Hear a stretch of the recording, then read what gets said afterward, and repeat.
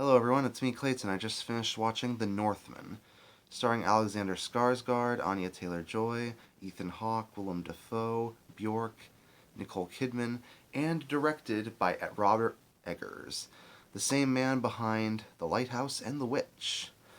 When it comes to Eggers' films, he usually has a bit of a trippy sense when it comes to his historical epics, and he usually chooses great actors to portray characters that happen to do things that feel like they're not of this world. And with this film, it's definitely no exception, as he happens to broaden his scope to the classic time of the Vikings, and makes honestly the most compelling Viking story I've seen since Vinland Saga. Let's get to the story, shall we?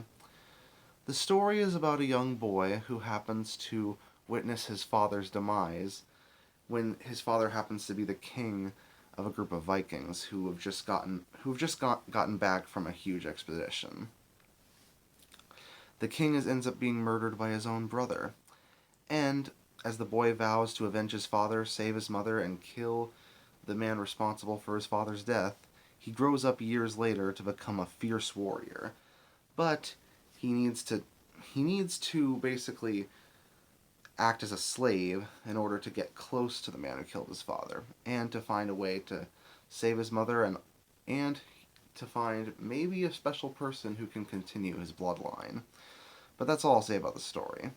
The story here, much like The Witch and much like The Lighthouse, feels pretty timeless, and it happens to really utilize the historical setting in interesting ways, especially because of the very trippy visuals in some of the bits of Norse mythology. It happens to rely a lot on that mythology when it comes to the ideas of Valhalla, the various gods like Odin, Hela, and Freya. It happens to also have a lot of really bloody action scenes. I mean, this is an R-rated film for a reason. There there's tons of blood on the screen during the action scenes. There's there's very much shown sexual relations between our main character and a woman. Though thankfully, it is done. It isn't done tastelessly. It is done pretty well, but it genuinely does show that this is a mature tale that absolutely is an adult's film. And considering that so many films fail to get to that point, I do like that this film doesn't hold anything back, that nothing is romanticized in the Viking myths, and even though the story does feel like a typical revenge film at the start, it actually grows into something a bit more than that the further you go through with it. But that's why I think Robert Eggers works as a director. He's able to take very simple stories and still get you invested in them when it comes to writing protagonists differently, antagonists differently, and even finding a different way around typical film scenarios.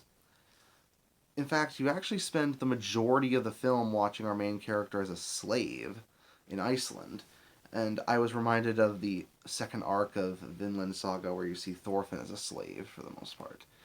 It might not seem that exciting at first, but the character development that happens while he's a slave is legitimately amazing. Same goes for Thorfinn, which I'm sure the second season of Vinland Saga we'll get to. And of course, the final battle in the Gates of Hell with one L happens to be not only bloody and brutal, but downright climactic. It feels like it's one of the films that Robert Eggers really wanted to direct, and I think it's definitely one of the cinematic highlights of the year. I know there's still plenty of bits of the year to go on, but this feels like the kind of Viking film that Viking enthusiasts will absolutely love. And if you loved Robert Eggers' previous films, you'll still love it all the same. That's why I'm going to give it a 9 out of 10. See you next time.